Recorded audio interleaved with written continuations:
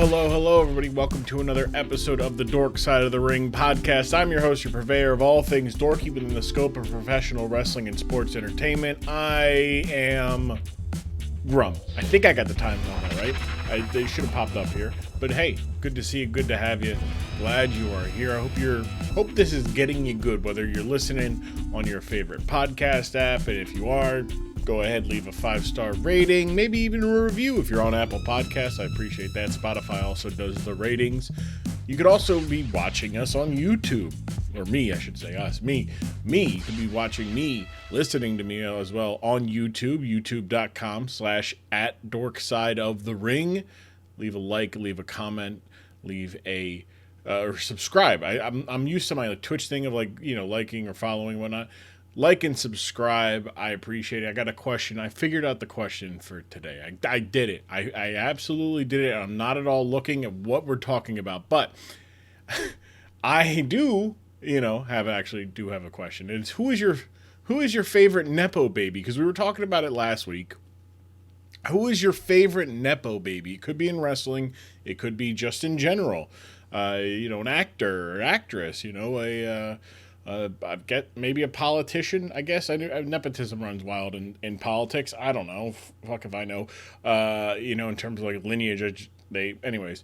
Not to go down. But if you're on the YouTube, go ahead, go over there. Let me know who your favorite Nepo baby is, because today's conversation, it does involve another Nepo baby, but also it's definitely a Nepo baby, but also somebody who for the longest time I thought was a Nepo baby.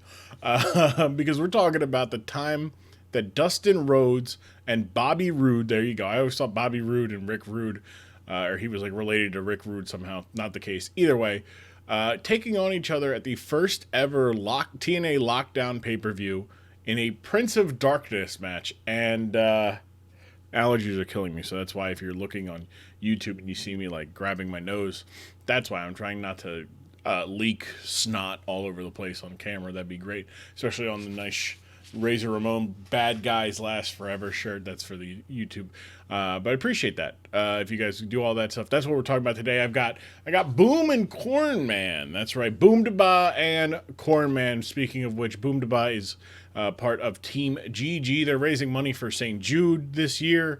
You can go to bit.ly/St. Jude 2023 or Boomdabah. Not Boomdabah. Boomdachick.com. There we go. I don't know why I said Boomdabah. Boomdachick.com. That's BOOMDACHIK.com. Those are the two links. They'll be in the description on the episode description and on YouTube. So go help Boom raise some money doing all that stuff. They're raising some money for St. Jude's. It helps kids with cancer. It helps their family. The families don't get billed. The kids get the treatments, and everybody is the stress is a little bit more manageable in that situation. But in the meantime, we're going to be doing some goofs today. We're talking about that. First, a little bit, if you don't know, this event, the Lockdown 2005, TNA decided they would try to go and be they would try differently. They're competing with WWE at this point for money, fans' money, monthly pay-per-views is what I was trying to say. And you got to try something, especially when your event falls in the same month as WrestleMania. This year was WrestleMania 21, which was a big deal, I think. It's one of the best WrestleManias in my estimation. I think they're from 17 until 21 is a special run. Like 20 has some really good matches, really great moments. 21 as well, the first ever Money in the Bank. Either way, that's what TNA is, by the way, competing with. So what do? They decided to have an entire event where every match is inside of a steel cage match. And Dustin Rhodes and Bobby Roode, they're taking each other on in a Prince of Darkness match, which is two out of three falls, with the third fall being decided after everybody in the match. Both of them have been blindfolded. It's wild. It's hell. It's ridiculous. Can't wait to hear us talk about it, and you get to see those guys' reactions. Just overall good thing. I'm getting back in the swing of things. I've got shorts coming up this week. Shorts and TikToks. Follow if you're watching on YouTube, you get them on YouTube, TikTok, Dork Side of the Ring. There's all there. Leave a like. Follow, not like. Well, yeah, leave a like on the videos I got there. Follow, I appreciate that. But yeah, we're getting back to it. I am. I talk about a little bit on the whatchamacallit, the episode, the recording, that I have started some Adderall today. Didn't hit it as strong as it normally does, so I'm not scatterbrained, but like just trying to figure out things a little bit better, like my brain. Either way, we're working it. Like I said, trying to get better every day, and I'm good. So talk to your doctors. See a therapist. Talk to them. Talk to a doctor who can prescribe you it. And if that's something that you think, good. But I don't really have too much really, like, I'm working on getting content for the Dork Side together, as well as just in general stuff, which is good. I'm actually, here's the thing, this is how you know the Adderall is working. The other day I went and I made it like, hey, I'm going to go send some emails out for some guests. I'm going to send some messages, get some people back on, send some DMs, connect with some people. Yeah, so it's working. It's definitely working. So I know the next 2 episodes. So I got recordings lined up. It's going to be good. It's going to be a lot of fun. I can't wait. But that's next week's episode. And then following weeks. This week's episode is a lot of fun. As far as pro wrestling goes, I went on a little bit of a rant this last week about Sammy Guevara and Chris Jericho not being the greatest of all time because he let Sammy Guevara, he doesn't. Either way, all that to say, pro wrestling, subjective. Entertainment is subjective in nature. Some things are inherently good, some things are inherently bad, but whether you like something is different for everybody, right? I don't particularly like Sammy Guevara's wrestling. Every time he's wrestling with somebody, it seems to bring the worst out of people. I think he's an incredibly talented guy. I think he can pull off some fucking incredible moves. I think he has potential to be a really good worker. But the guy just is always doing shit that, like, that makes no fucking, doesn't matter. Why do I care that you did, or why you did a Canadian, you got hit with a Canadian destroyer from the top rope, or you did all this shit, like you did. There's so many things that he's done with some good workers. Then I'm like, I hate this. I hate this. Like, and I don't hate a lot of things about pro wrestling, but that I hate. I hate when people don't do things that don't matter. And it's also weird because at the same time Commander versus Jay White happened, a lot of people wanted to start yelling about that, about how there was a spot where Commander does some traditional lucha things and Jay White is kind of standing there watching him, and it's different. And the reason why it's different is because Commander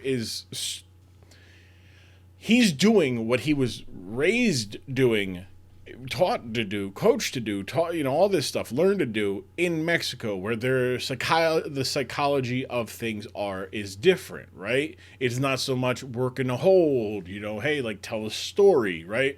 It's more be a character, be this incredible athlete, be this incredibly death-defying superhero in a mask, and just there's some story. I'm not saying there's not stories, but it's a different story that's being told. It's not the American style, the U.S. style, right?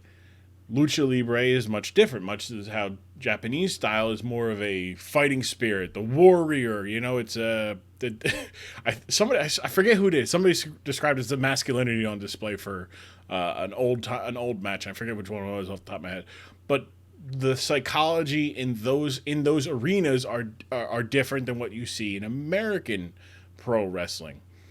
And the problem is, with the American pro wrestling, it has become such a blend of everything that it kind of makes things confusing.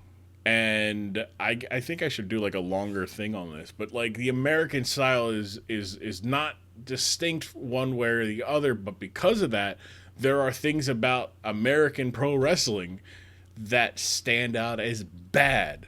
And you see somebody like Commander who is trained, who is, brought up under Lucha Libre and everything there, and you go, oh, that's how it's done. Right? And the Commander's not even the best Lucha Libre wrestler out there, right? He's not. He's not the best luchador out there, right? He's not even the best on AEW's roster, right? Like, Rey Fenix is right fucking there. But the thing that Rey Fenix does very well and has done very well, and he didn't at first, but at this point, 8 years of American exposure, American television, working in front of American crowds, you can see it also when you watch him wrestle in AAA, right? He wrestles at Triple Mania and you go, wow, this is a different side of Rey Fenix. There's elements of American pro wrestling that just you need to do, and that Lucha Libre does not mix well with at all. And the problem is you see guys like Sammy, guys like Christian, guys on the independents who go, I like doing that stuff and I am capable of doing that stuff. And I'm not saying they're not capable. I'm just saying when I'm watching pro wrestling, I like it when things matter. And you doing an incredible move in the middle of a 20-minute match that should end the match. Sorry for bumping this. Should end the match and doesn't. It diminishes the impact that move has. Right? People will be like, "Oh, it's great, and it'll live on in highlights and everything." But if you're not working towards winning the match, if your wrestling is not to win the match, right? Unless the story you are telling is something that is incredibly different than winning a match. If you're doing something and it does not win a match, and it's a big fucking deal that you did it, it doesn't become a big deal all the time. We talk about this with finishers all the time. There's a reason why Roman's Superman punch is a fucking meme. Because he does 70 of them in a fucking match. The F5. You do one of them and you're like, all right, they're going to kick out. So when it happens, you're like, oh, okay, that guy didn't matter that much. That guy didn't matter. Because if the move that doesn't normally finish people finishes people, that guy is lesser than those other people. You understand what I'm saying? Sheamus has 40 fucking moves that end matches. Walter, 40 fucking moves that end matches. So when you see that move get hit and it doesn't end the match, oh, it's different. Perfect example. Walter, I don't think Walter's powerbombed anybody in the middle of a match seriously in a little bit. Right? He's been doing some other stuff to finish matches. NXT Walter, Gunther, whatever. He beat people with a chop. Right? He beat people with a chop. He beat people with a choke bomb. He beat people with a power bomb. He beat people with a German suplex.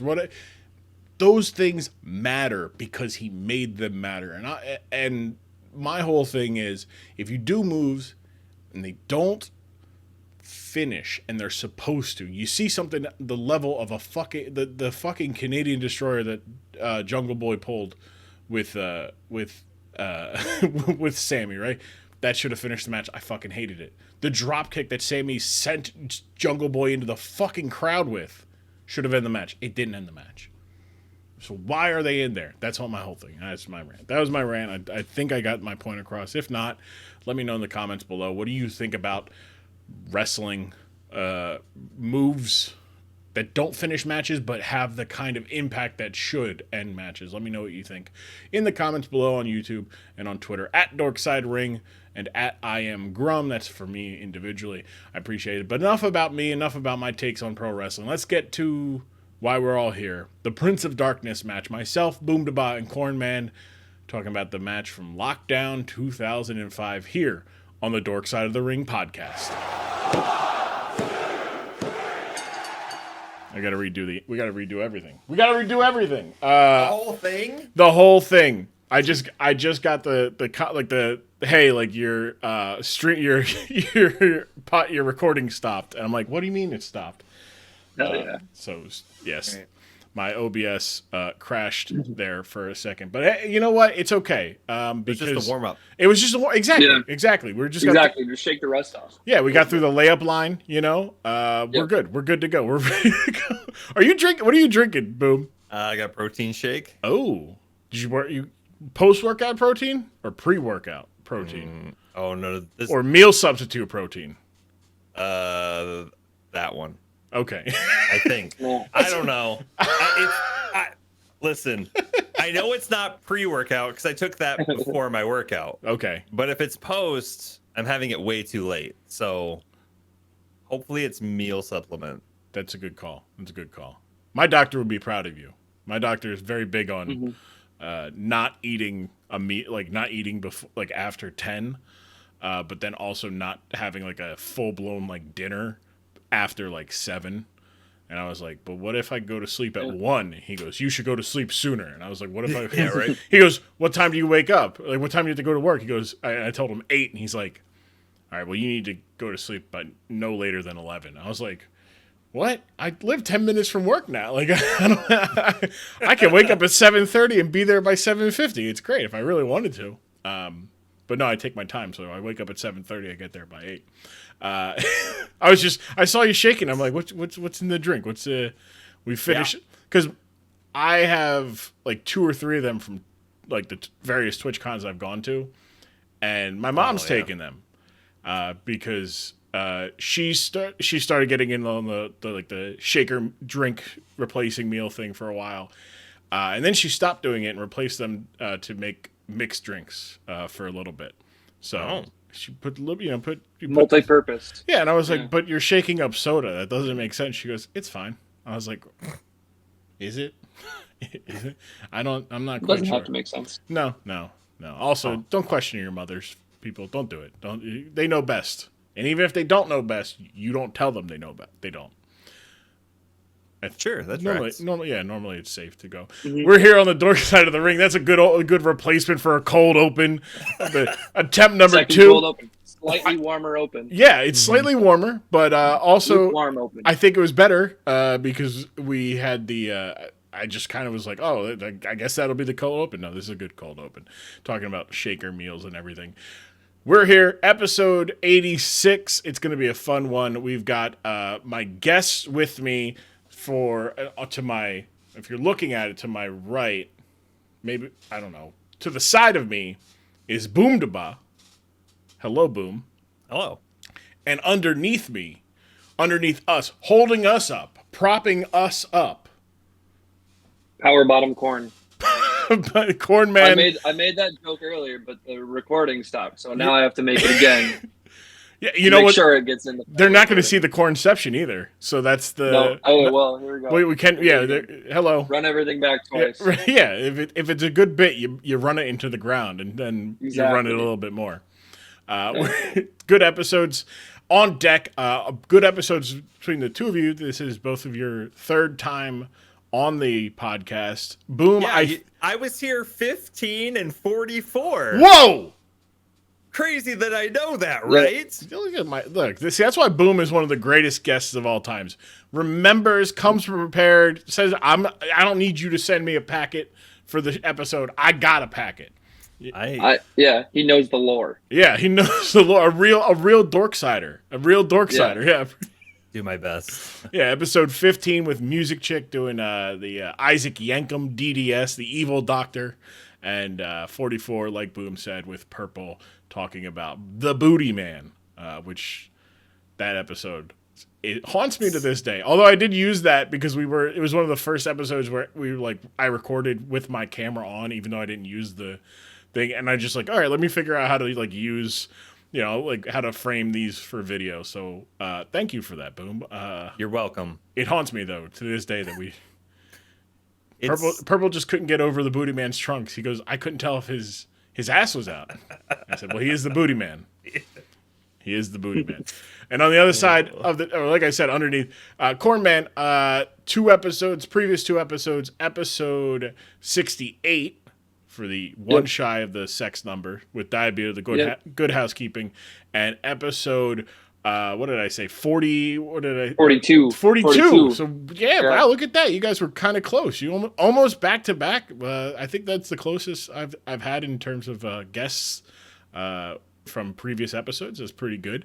Pretty good. That was the Milan Miracle. That was Santino Marella's debut, winning the Intercontinental title in Milan, Italy, which was a fun one. But today's episode, as the two of you know, it could be good or it could be bad. And we'll talk about that a little bit later. But Boom, first things first, I'd like for you to reintroduce yourself, tell the people a little bit about you, what you do, where they can find you, all that fun stuff, and in your own words. Okay. Well, in my own words, by day I'm a social worker, and by night I guest on people's podcasts. I have my own podcast called Something Unexpected with Music Chick. We just did episode 65, I think. So Nice. we're doing pretty well. We're enjoying it. We've changed our format. It's very eclectic, but literally anyone could listen, I think, and enjoy it. So very variety based, a lot of fun, and we're raising money for charity as well. That's right. Right now. So we're having a real good time. We got plenty of crazy things to do in the meantime. Yeah. I was a part of the Yeah. radiothon. We did the Princess Bride As a radio play. as a radio play. Yeah, I was Fezzik. I was the king. I was the albino, and the kid. Yes. Yeah. Macho. I will say the Macho Man came out for the albino in the most unexpected of ways. It's so good. And my Andre the Giant was pretty good. If it wasn't, as long as it wasn't going too far into like the Dark Knight Rises Bane, if I say so myself, it was a pretty good Andre. It was close, but Yeah. it was good. It was Yeah. really good. Now Boom had multiple scenes where he was just talking to himself. It's just going back and forth and back and forth. Yeah. Yeah, we didn't like draw out of a hat to make or plan to make sure no one had to talk to themselves, but Boom and Musi both had to. That was the best part when Musi and Citra literally were within 4 characters of each other. And they talked for like 10 minutes, and we just got to sit there. It was great. That was my favorite part. It was so good. I got to get up, stretch my legs a little bit. It was good. You can find Something Unexpected or at Something Unexpected Pod on Twitter, right? It's something. No, it's a podcast. That's not it. It's Boom. It's Boom to Chick Pod, right? Boom to Chick Cast. Cast. I knew it.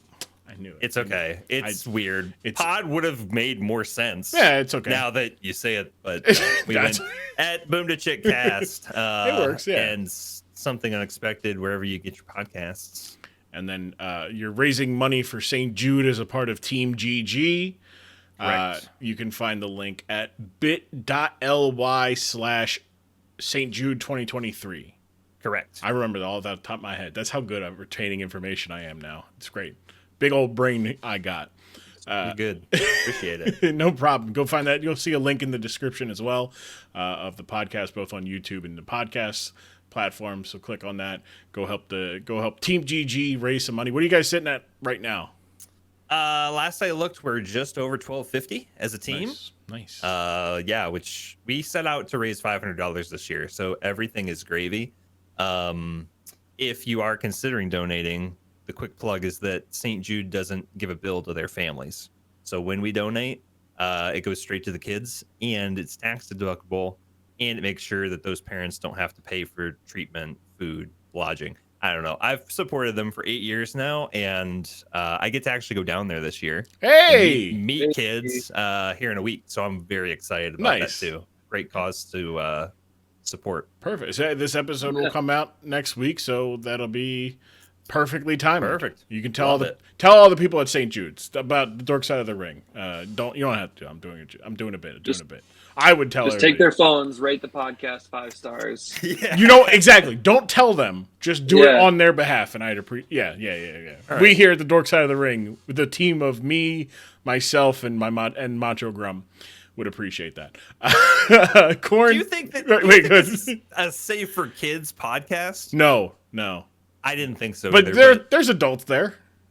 all right. I'll See what I can do. Yeah, tell the adults. You Okay. can't tell the kids, but also tell the kids it's not directly for them. Yeah.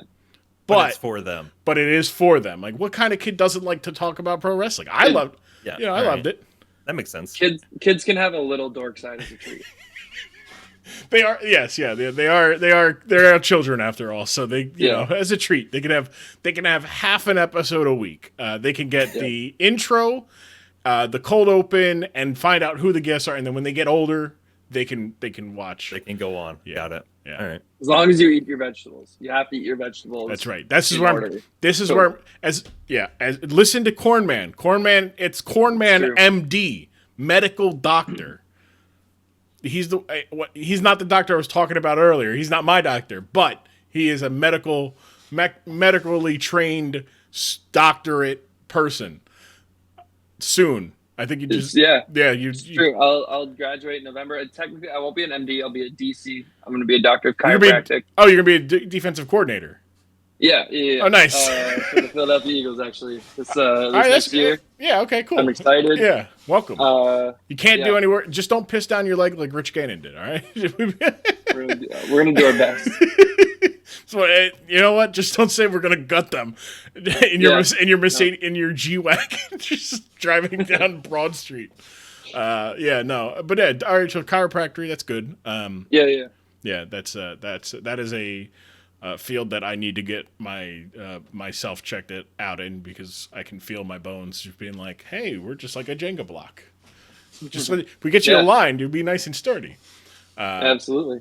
But speaking of Cornman, DC, doctor of chiropractic, doctor of medical. Well, actually, Basque is the resident doctor of Dorkside. We got Cornman. In your own words, a little bit about you, where the people can find you if they want to find you, and all that fun stuff. All right. A little bit about me. I'm a student, like I said, chiropractic student. Going to be graduating November here. You can find me at Lynn Lake Chiropractic in Minneapolis, Minnesota, for all your chiropractic needs. You can also find me on social media at Zach Corneliuson.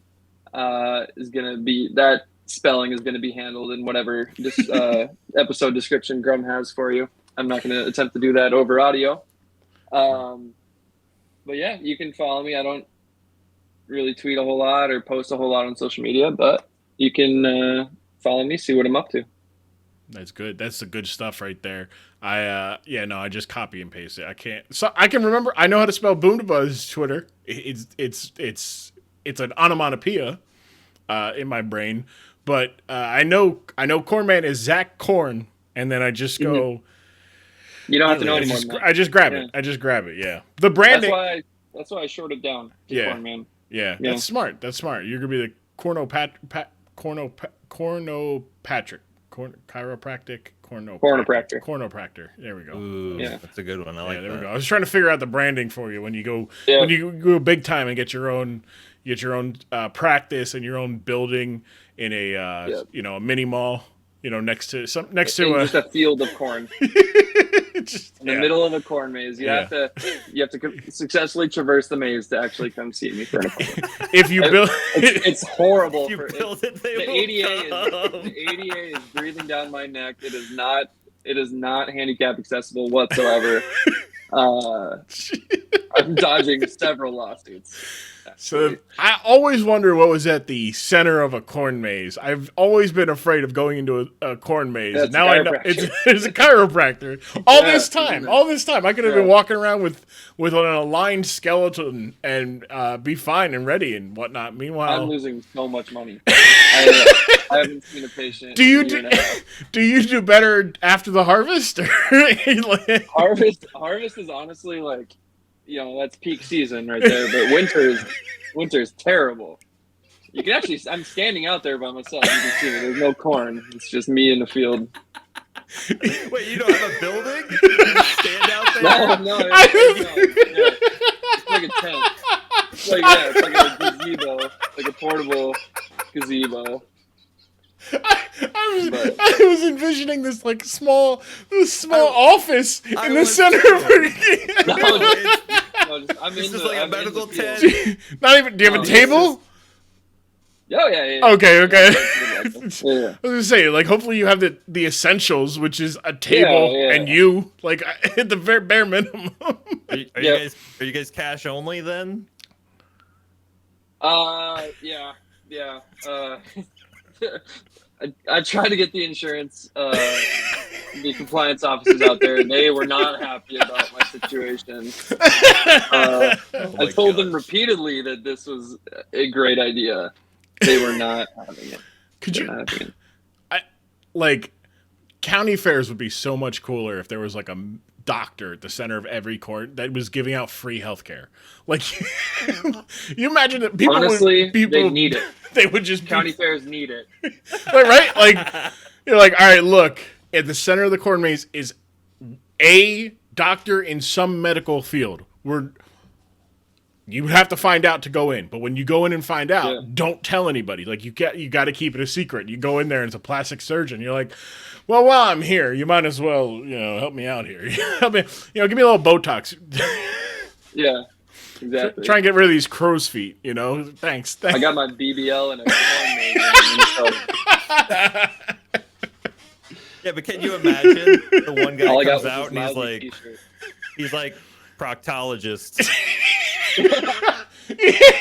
He's like, no, you don't want to go into that one. I learned the hard way. I got there. I was the first one there. And then the worst is being the first guy there. What would be worse if it was a proctologist? Being the first one there or the second one there? Because if you're the first one there, right, you find out it's a proctologist.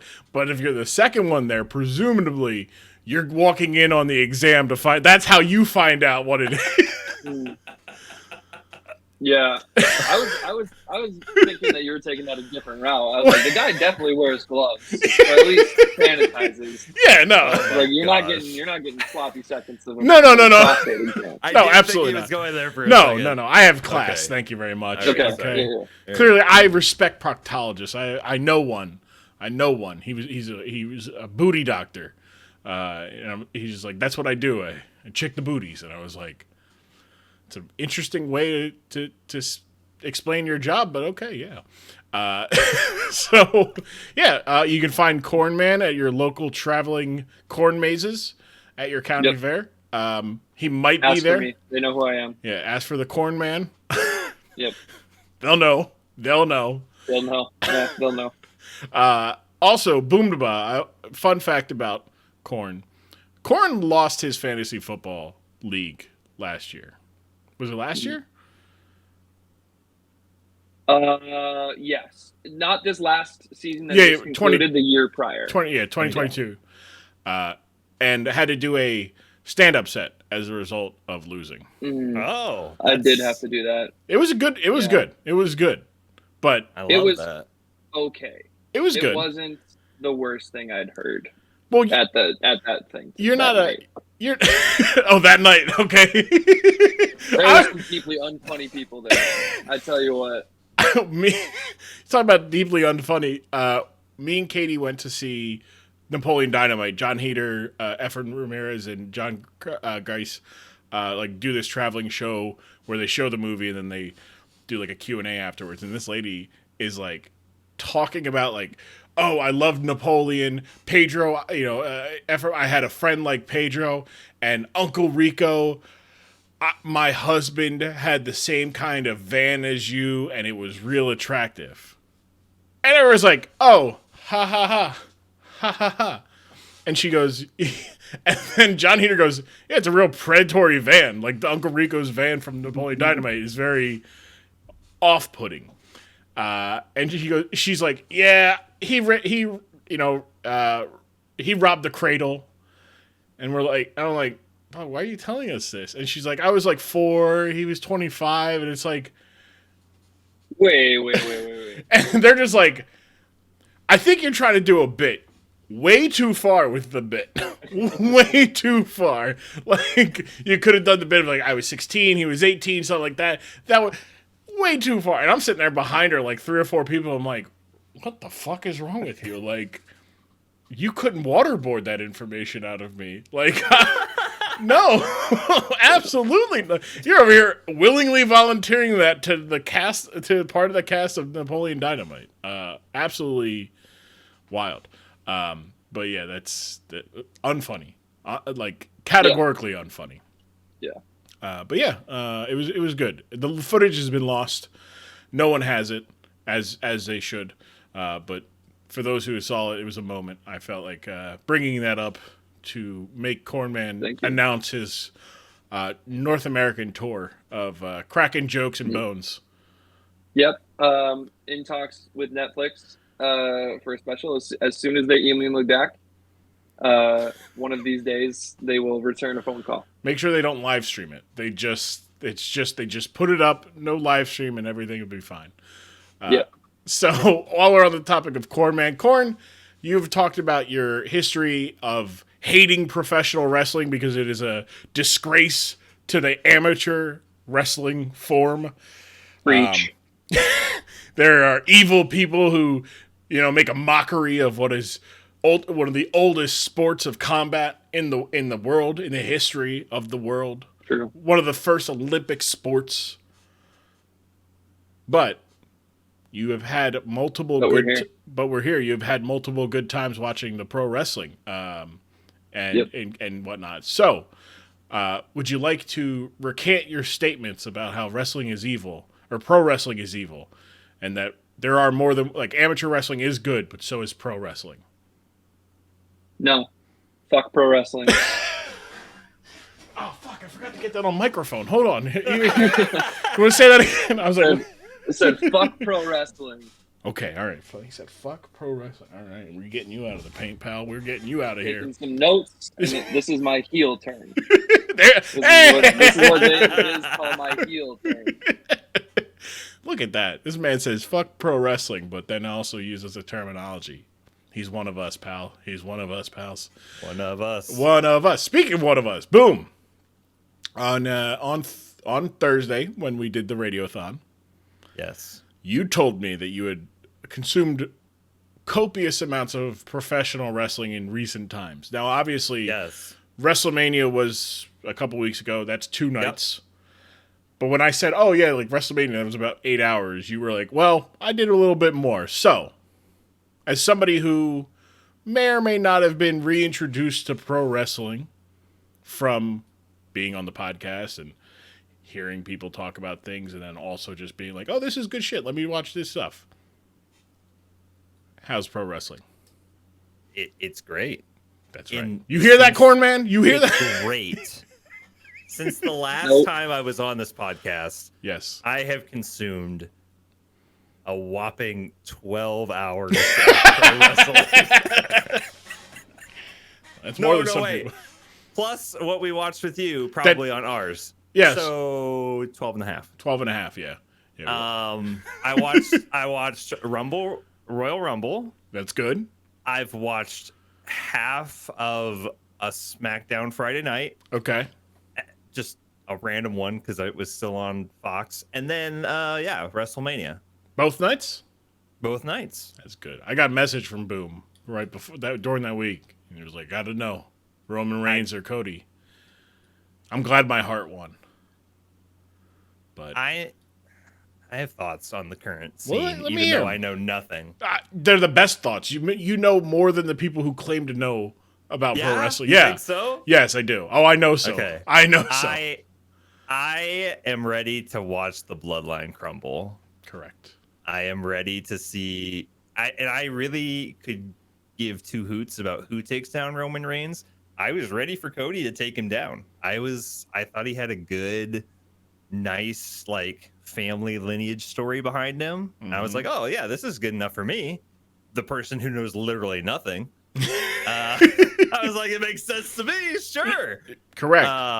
So what I hated about that final match of WrestleMania is that Cody Reigns, by all intents and purposes, should have won. Cody Rhodes. Cody Rhodes Should have beat Roman Reigns. There we go. Cody Reigns. Cody should have reigned There- the evening. There you what go. I'm Should trying beat to him say. taking his last name. Yeah. That's how bad. That's how it works. Not just take the title, you take the whole. Then he's the leader of the bloodline. That would have made the bloodline real interesting. Is that he became the new head of the table? No, you are it. That is not an. I don't think that's an unpopular opinion by any stretch of the imagination. I too am looking forward to watching the bloodline crumble. I think there's a lot of meat on the bone for said crumbling, but him not having the title is the first big chunk that needs to crumble, and hopefully that is no later than SummerSlam, because I don't see how you stretch it out another year. But we're not we don't book pro wrestling here. We just enjoy pro wrestling. We talk about it, and we don't take it too seriously, because wrestling is at its best when you are not taking it seriously. I mean, Cornman is never taken pro wrestling serious. Clearly. Not once. Not once. Having a great time. And but yeah, like it's hard to take pro wrestling seriously sometimes, because you're just like, yeah, that guy looks like Homelander, and he's the good guy. Yes. I had the exact same thoughts. I'm like, wait, is he wearing wings? They're like, yeah, those are wings. I'm like, okay, sure, all right. Yeah.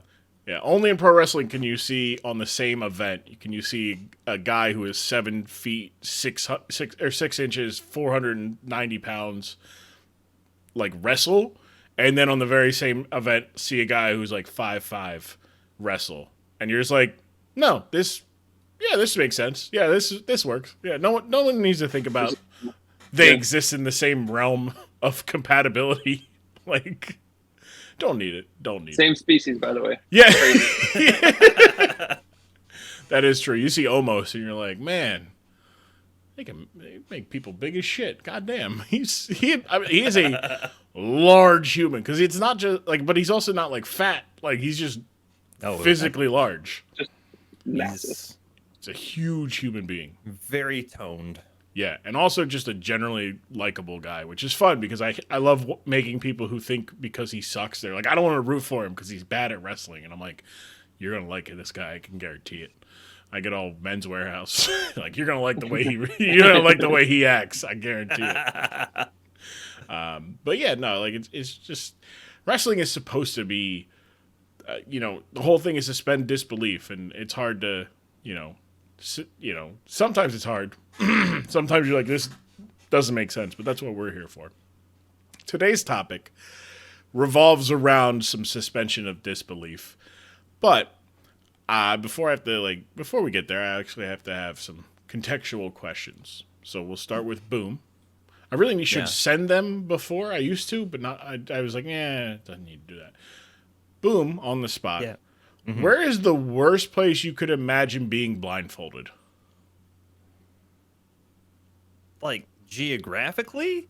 Situationally, geographically, I'm gonna go with a medical facility in which I am scheduled to have a procedure. It's a good call. Good call. I would like to see where I'm going as well. Like, if you're I need to know everything that is happening. I need a play-by-play. I need to be able to see it. Yeah. You need to talk me through it. There is you gotta read the waivers. Yeah. Yeah, that's it. You're like, yeah. Like, okay. Yeah, no, that works. Yeah, they're like, and here we go. Corn, what about you? Worst places that you could be blindfolded? Worst place to be blindfolded. Mm-hmm. I would say, somewhere where I'm like in imminent danger. Okay. Like, that's a good call. I don't know, like on an NFL football field during the game. An active NFL football field. Yeah. An active game. Yeah. Like, hey, you got to get from one end to the other. Ooh, yeah. Hike. Yeah. My brain immediately went rumbling. You're like, am I like, they blindfold you and then put you in a place, and like, where do you think you are? Am Am I on the set of Lion King? Yeah. Like, am I at the stampede part? You're not wrong, but you are wrong. Yeah. My brain immediately went like rush hour traffic, but then I was like, Yeah. I mean, That would be a good one, too. I'd probably get rear-ended if anything, because I wouldn't put my foot on the gas at all, and I'd just be like, and just hit me, just hit me, all right. But then I thought, like, the Philadelphia Zoo has these catwalks where like the big cats literally walk around the zoo, and it's a pretty neat exhibit because you get to see the big cats like just walking, and you're like, wow, that's really cool. But also it's kind of scary.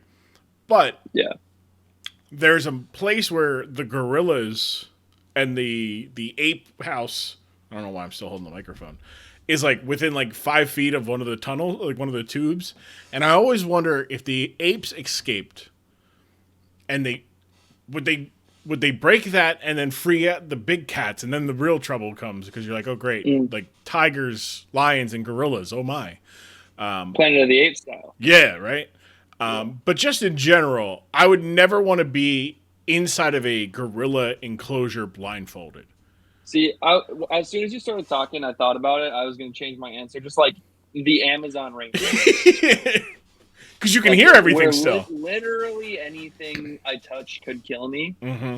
And I'm also like, one of my 5 senses has been taken away from me. So I am no longer like apex predator top dog out here. I am severely hampered. I would like for my sense to be taken away in that situation as touch. I don't want to feel the animal rip me apart. Mm-hmm. I see it, that'd be a good choice. Smell it, hear it, sure.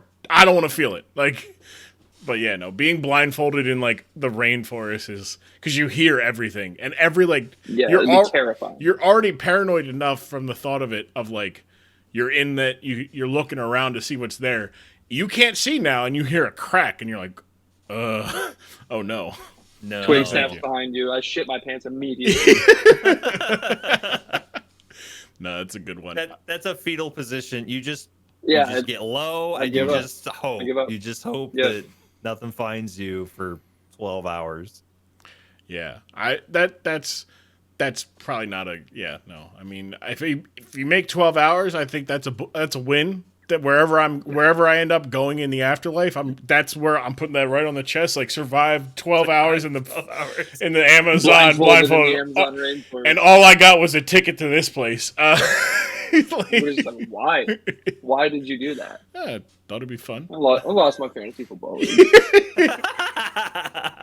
That'd be horrible. God, imagine if like the lawlessness of fantasy football, like loser punishments, like was allowed. Like, all right, like no, we would never allow people in a gorilla enclosure. Oh, you lost. You lost. Come on in. Come on in. Get this guy in here. Well played, buddy. Oh, you drafted Aaron Rodgers. Yeah, you just have to start doing jackass stunts when you lose your fantasy football. Yeah. I also think just in general, being in chest high water blindfolded would be awful. I was going to change my answer to being out at sea. That does not sound like a good time. Yeah. I don't know why that came to my mind either. I was just like, yeah, no, that would suck. Of just being like, you're in the water and you're like, okay, where am I? And you're trying to like hear for anything that would mean help. Would it actually be worse? Because I'm thinking about being out on the open sea, not blindfolded. That's a pretty dire situation already. All you can see for miles is just water, and nothing coming around. Like, blindfolded might just be like, all right, just. Yeah, I guess like hone my other senses. Like, maybe I can hear a ship coming. having like being able to see something approach you. And not being able to do anything because whatever that is, it can either swim faster than you or can swim longer than you. Yes. Mm-hmm. Whereas, like, if you're blindfolded, you're just like, okay, just take me now. Whatever it is, take me swiftly, take me quietly. Yeah. yeah, no, maybe being blindfolded in the water isn't the worst case of being. I just hate the ocean, man. It's terrifying. Yeah, it's I terrifying. hate it. It's never fun. Went on a boat in the ocean one time. I was deaf. The whitest of knuckling. The holding on to the railing of just like, don't get too close to the other railing, just in case something happens. You go in. Meanwhile, I'm sitting there. Katie took this picture of me. I'm sitting there with my, I got my swim trunks. I got my life vest. I'm just hand gripping, just being like, as far as just like as into the. If I could go into the wall, I would have gone into the wall. She's like, "Oh, it looks so cute. Look at you. There's pensive. You're just like looking out into the water." And I was like, "Look at my hand. Look at my hand," because I wasn't looking at the water like, "Wow, this is great." I was looking at the water like, "This is where I die. This is where I die." No, the ocean, no good, no good. Either of you guys got another worse place to be blindfolded? Because I'm trying to think of, oh man, doctor's office, Amazon rainforest, somewhere high. If you were like, hey, we're gonna put you up on top of this skyscraper. Oh, by the way, you can't see. Good luck. No. Again, also might not be so bad to be able to not see, because if you're like at the top of it in a way where like you could fall off of it, I think you'd rather. I don't know. Maybe I'd rather. I don't know if I'd want to be able to see myself falling. No, but no. But I'd rather know where the edge is. That's fair. In being able to keep myself from falling than just like I can't move at all, and then your sense of balance is thrown off because you can't. Yeah. Sight is very important with your proprioception and your balance. That's true. Fun fact. So, dude, vitally important. Right, that's a medical professional. It's common sense, but it's also medical advice. Let's see. I probably wouldn't want to be. I wouldn't want to be in a corn maze blindfolded. I don't like being in a corn maze with. Yeah, but you're the corn man. That's the difference. Like you're one with the corn. Me, no. In fact, I just don't like being in like naturally made places that are bigger than me. So like, I can be in like a room or a house that's bigger than me, but when I see a corn stalk for like miles and it's taller than me, and I'm like, I don't like this feeling of being small. Like man makes things, make man feel small. Nature not supposed to make man feel small, and yet here I am with a stalk of corn going like oh boy. Also, I blame countless horror movies of like, the guy just jumps out and like kills you. I don't like that idea. Don't like that. Yep. Yeah, those are probably corn maze being blindfolded, not fun. You're already lost enough. Now I can't even see where I'm going. I'm walking into corn, getting all itchy. No, thank you. True. Very itchy. Yeah, that's all I got. I can't think of anything other ones that were like not good. My other contextual question is, if there was a war between Canada and Texas, just the state of Texas, versus the entire country of Canada, okay? Yeah. Who you got? Who's invading who? I would say Canada is invading Texas. Okay, that gives Texas a strong advantage. The humidity will absolutely destroy Canada. That's Agreed. True. They do have home field. Yeah. Plus, if the Texans have all their guns at hand, they are going to have significantly more than if they have to carry them all the way up there. I feel like they would stand your ground state. Yeah, I feel like though the Texas if they were marching into Canada, they would have amassed more guns along the way than they would have left with. So, that's a good point. They got to go through Oklahoma, Montana. Okay. I feel like I do agree the home field advantage is in Texas's in Texas' favor. So I looked it up. Okay. 29 million people in Texas. Okay. 38 million in Canada. Wow, I think Texas has a really strong. They have a good chance. They have a really good chance at this. Yeah. I think I have to take Texas. Okay.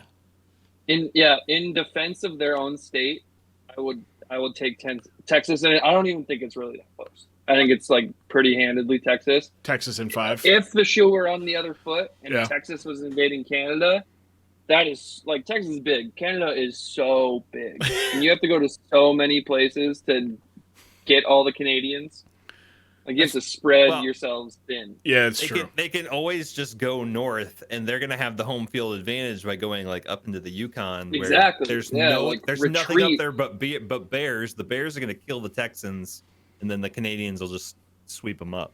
And yeah, any Texans that beat the bear, the moose, they come through. Oh yeah. Mm-hmm. The meese are big. Now, could you imagine?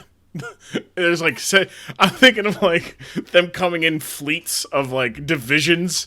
There's the Moose division. There's the Royal Mounted Police division. There's the Vancouver Pothead.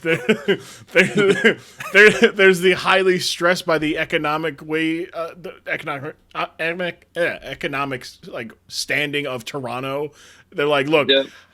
I was told if I kill enough people in Texas and we win, I will be able to afford a 1-bedroom, 300 square foot apartment in Toronto. This will be great.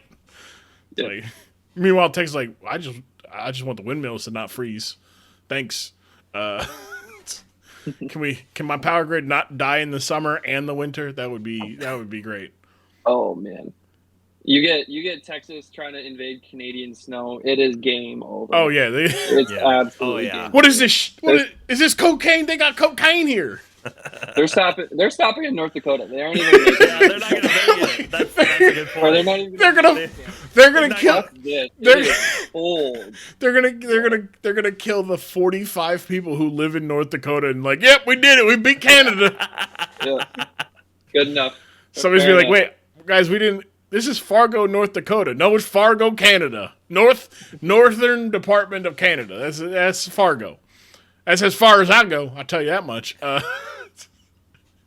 Yeah, no, I was thinking about that. If they had to invade Canada, they'd probably get lost in north parts of Montana and North Dakota. Like, oh, there's only like 40 people here. We did good. We did good. Thought it'd be more. Somebody beat us here. Damn, they ran scared. They're afraid of us. Meanwhile, you see one with an American flag. He's trying to be one of us. I'm from Montana, man. Like, just leave me alone. Yeah, all right, so we got Canada. If it was neutral ground, say... Fighting in Nebraska, yeah. Among the corn. I'm still taking the Texans. Yeah, I think we take Texas there. Imagine, what was that? I guess it was 38 and 29. What's that, 50, 67? Almost 70 million people just converging in Nebraska. It'd be the most exciting thing to ever happen in Nebraska. You're not wrong at all. It's like, man, Tom Frost, he better get a 10-win season here. 70 million people converging in a war. Got to win the Big Ten North at least. Yeah. 70 million people converging in a war. That's just the Big Ten. That's just the Big Ten West. Big Ten football, baby. Yeah. That's establishing the run. Midman's watching the film and he's just like, see, now this is where this Canadian guy went wrong. See, he should have hit the hole here and it would have taken out 3 or 4 Texans before he got. Yeah. He lost contain. See, he had the moose here. If he just took the moose, goes, he takes out seven of them. He's wearing. Moose has no lateral quickness. You gotta move side to side on a moose. Yeah. You get a moose running straight at you, you're done. You're done. There's nothing you can do. The closeout speed of a moose is ridiculous. It's astounding. The reason why I bring all that up. Today's topic involves blindfolding in Texas versus Canada. In 2005, Total Nonstop Action, otherwise known as TNA Wrestling, had their first ever Lockdown pay-per-view. Now, you may think, oh, Lockdown pay-per-view, cool name, that's cool. Probably has a gimmick. It does have a gimmick. There's the Lethal Lockdown match. It's like a 5-on-5, 6-on-6, kind of like the War Games match where there's two teams, and they each take turns entering the match, and the match doesn't officially start until everyone's entered the match, and there's no rules, and there's a ceiling on the cage and everything. But they decided, for shits and giggles, to make every match on the card be in a steel cage match. Every match was a steel cage match. I had this up and I just scrolled up. There were 8 matches on the pay-per-view, and all 8 of them were in a steel cage match. Now, what we're doing was it all the same steel cage? Yes, they just steel cages? No, all the same steel cage, and they brought just stacking the bodies. Yeah, that's what I figured. Just keep just get them out of the ring and no, they just push them to the side. They set up the steel cage and let it be up for the whole night. But we're picking one match from this. Now, there was a couple ones. There was a 6 sides of steel tables match. It's basically a table match in a cage, but you can't leave the cage to get the table, so it's weird. I didn't want to do that one because that one's not as much fun. But the one I did decide to do is a 2 out of 3 falls match. Except it has a little twist to it. It's called the Prince of Darkness match. It's the only time the Prince of Darkness has ever had a match. The Prince of Darkness match, I should say. It was the first time. It's not the Prince of Darkness. It's the Prince of Darkness match. And you basically have to beat your opponent twice in 3 falls. The first 2 falls, they finish how they finish. But if it goes to a 3rd fall, both competitors will be blindfolded. Yeah. And then they're inside of a steel cage. Maybe not the best place to be blindfolded in. Also, this match is between Cody Rhodes' older brother, Dusty Rhodes' oldest son, Dustin Rhodes, representing Texas, and Bobby Roode, member of Team Canada, representing Canada. So, as I said, we're going to find out who's going to win, Texas or Canada, in a Prince of Darkness match. Why not just call it a blindfold, 2 out of 3 falls? Still, nope, had to call it a Prince of Darkness match. It's so much better. It is great. Honestly, props to whoever came up with that. That's great. It misleads you because you're like, oh, Prince of Darkness. the Prince of Darkness is going to be there. Yeah. The devil himself, all right. No one does. It's just a catchy phrase. All right. Yeah, catchy name. Corn, who do you think wins? Dustin Rhodes or Bobby Roode? Not straying. I'm going to tie it into the episode. We already talked a little bit about Cody Rhodes. Yeah. I know Grumm has a great Dusty Rhodes impression. He loves to break out. Yep. We've already declared Texas the winner of the Texas versus Canada battle. I can't imagine something American made creating a Canadian victor over a Texan. So I am going to go with Dustin Rhodes as a victory here. Now, if he wasn't from Texas, right, and he was representing, like, I don't know, say like, Kentucky. Do you like Bobby Roode's odds against the Kentucky? I still think Kentucky's too pure, pure-blooded American to have Canada trump them. Are you kidding me? That's fair. Yeah. No, good call. I just was like trying to pick another one that wasn't too far north because then it gets too similar. You're like, like Illinois. Illinois. Then Illinois, we can start getting into some conversations about Illinois versus Canada. I mean, that might be a little bit closer match. Maybe. But, boom, who do you got? Dustin Rhodes or Bobby Roode? I have many Canadian friends, and they will probably disown me, but I'm going to take Dustin Rhodes. Yeah, no, they're going to disown you. If I know these Canadian friends like I think I know these Canadian friends, they're going to revoke your citizenship pass that that It's they unfortunate. they lure you in with that. I don't buy it. Do you know how many of them have offered? I'm an honorary Canadian. I've been told. So have I. Canadian. So have I. And yet, where's my honorary Canadian ship? Huh? Where is it? Where is my? Hey, hang out here for a year while America figures out what's going on. Like that's what I'm on about. Where I've been an honorary Canadian for 7 years. Where's the benefits? The perks just aren't there. Where's my honorary Canadian healthcare? Yeah. Where's it at? Just a little bit as a treat, please. Just a smidge. Just a medication, please. Yeah, can I have a medication? My family is dying. Stop spending $3,000 on candles, Corn. But yeah, we're gonna watch that. We'll watch that. It's from Lockdown 2005 TNA. Dustin Rhodes, Bobby Roode, Prince of Darkness match here on the Dork Side of the Ring podcast.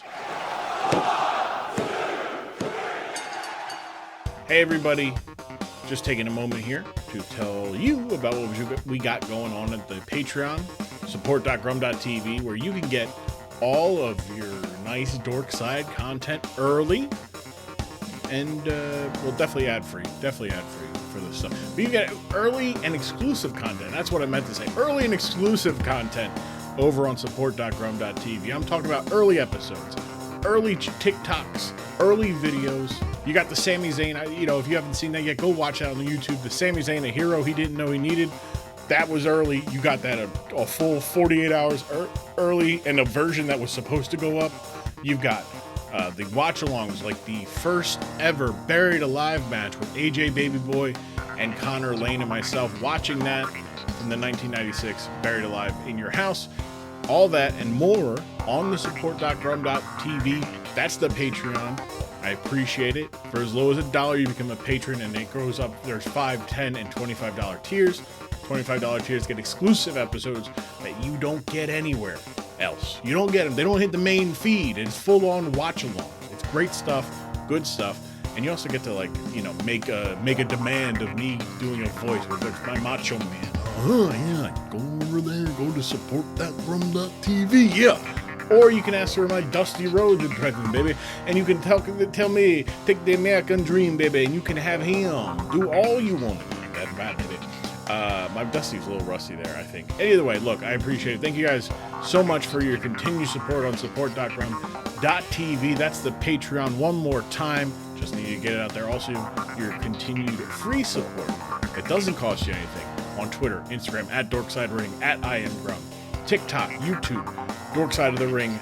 Dorkside of the Ring. I appreciate that. And leaving 5-star reviews and ratings on every podcast app that you know of, and I do too. I appreciate that. Now, let's get back to this episode. We're back here on the Dork Side of the Ring. Boom. First impressions. First impressions are, there is so much going on that I was thoroughly entertained. Just when you thought it was over, it wasn't. Mm-mm. And then you thought it would be over again? No. Would you say you were on the edge of your seat the whole time? I would say don't watch that match blindfolded. That's what I would say. You'd be robbing yourself a disservice. You would be. Corn, what about you? First impressions of the Prince of Darkness death match. I'm questioning the validity of it because Dustin Rhodes had to have smelled like diesel fuel and smoked meats. How did he not know where he was? That man was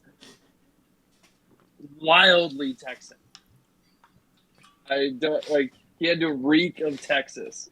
That had to sting his Canadian nostrils. The amount of pure American man that was in that ring. So that's, I don't know. What happened?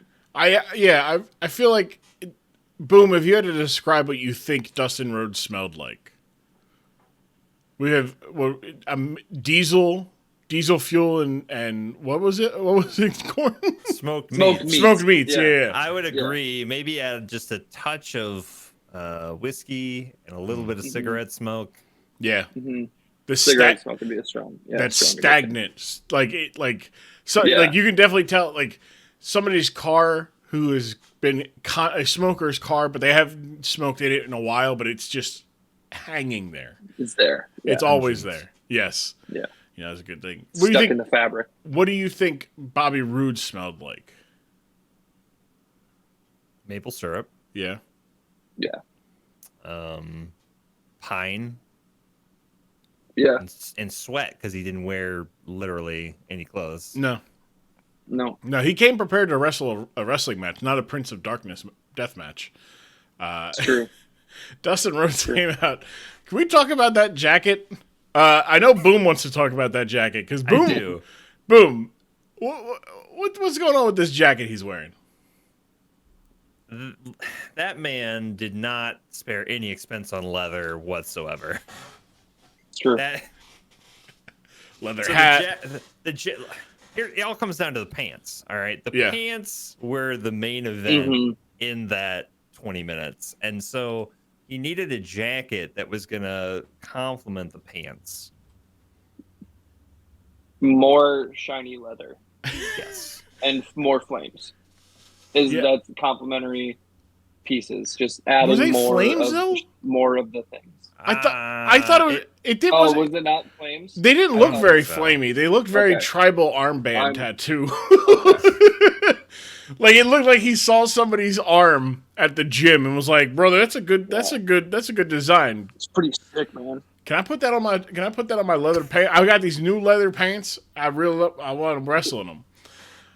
He had them. Either he is far more like he has either like a baby torso, or he had those pants hiked up because, like, he is a tall man. I think he's like 6'6", 6'7", but most of him was definitely those bright red leather pants, and that is definitely a decision because in the clip that we watched earlier, he's just wearing black denim and a black cut off t-shirt.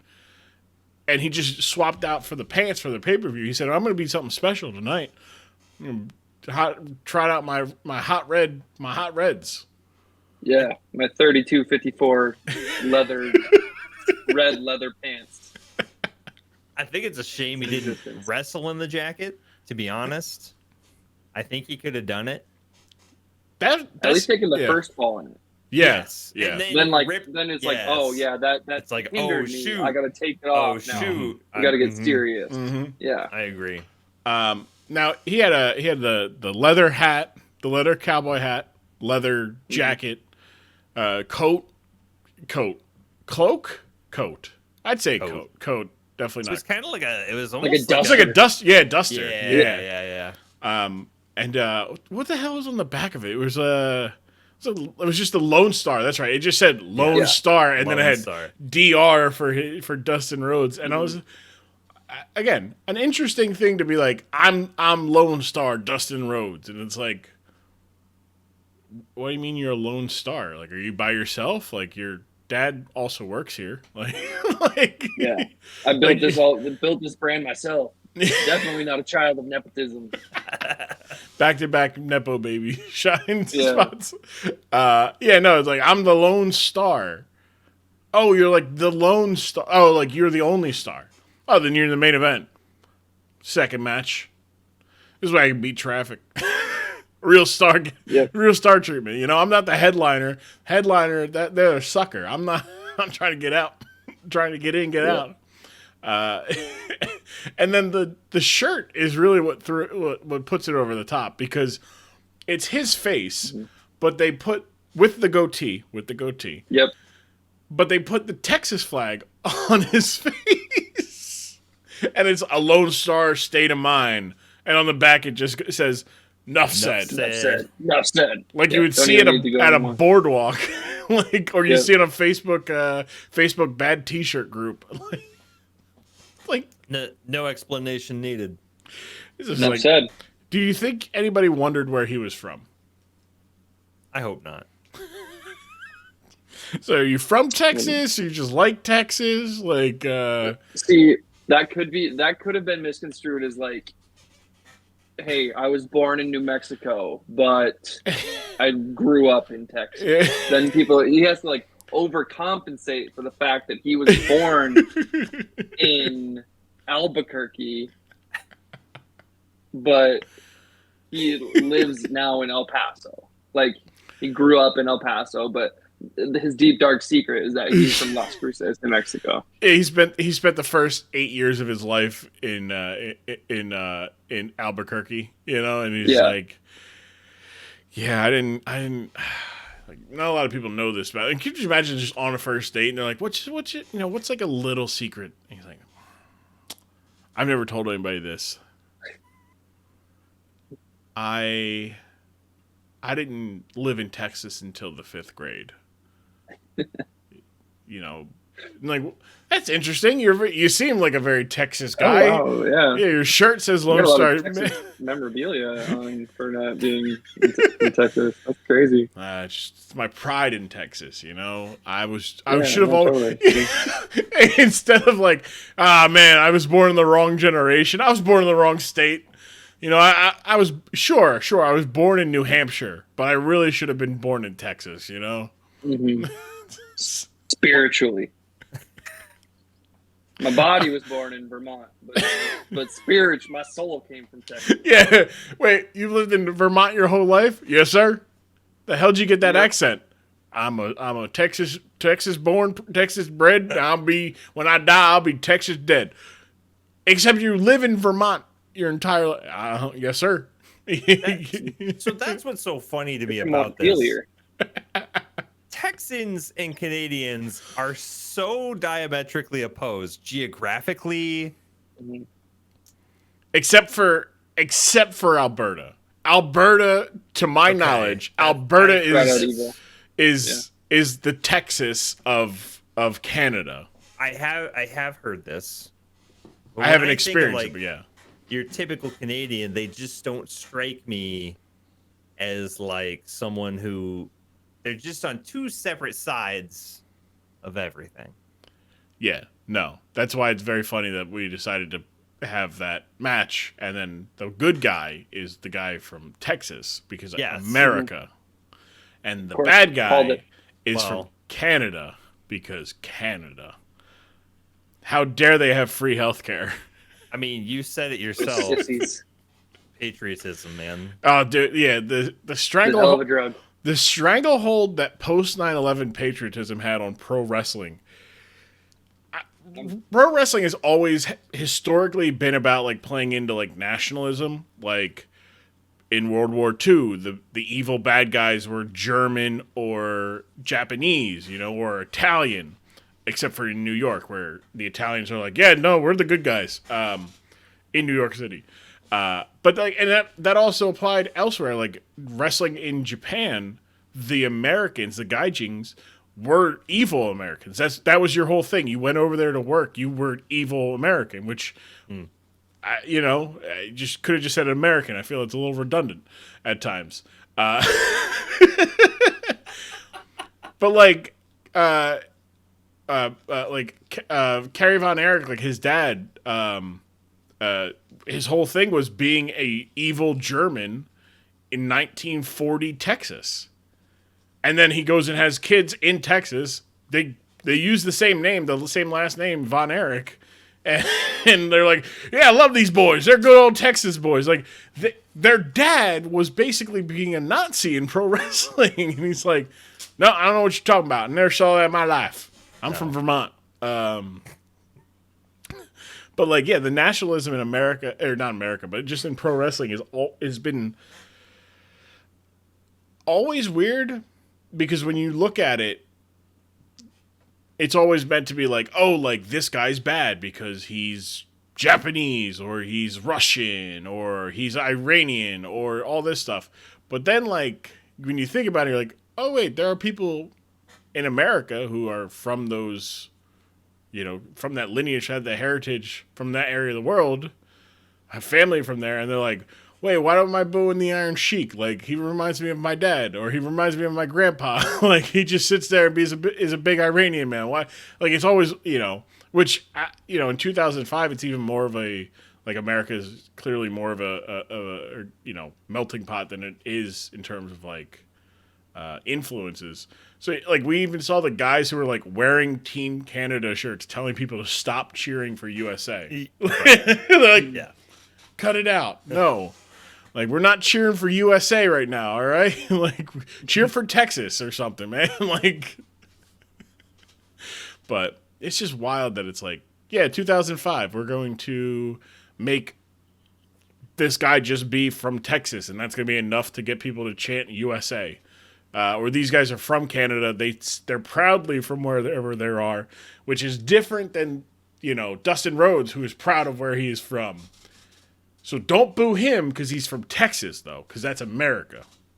Mm-hmm. And I always think of it reminds me of there's a match, I'm going to say it was like 2011, maybe 2012, but it was between Wade Barrett, who's from England, and Ezekiel Jackson, who I believe is Guyanese. Yeah. And people were chanting USA when neither of the guy in the match is from USA. And it's not like they're portraying somebody. No, they were literally both born and they're billed from where they live. And they're like, US. It's like nobody you're cheering for. Are you cheering for the referee or something? Like we only got to check if the referee's even from America, you know? Jesus Christ. But like, where was the match? Washington, D.C. There it is. Capital. Yeah. I think it was Capital Punishment, which is also a wild name to name a pay-per-view. You're like, yeah, Capital Punishment. Like, what? What's going on? These are certainly words that go together. It's a very loose. Within the capital, people are being punished. Capital punishment, baby.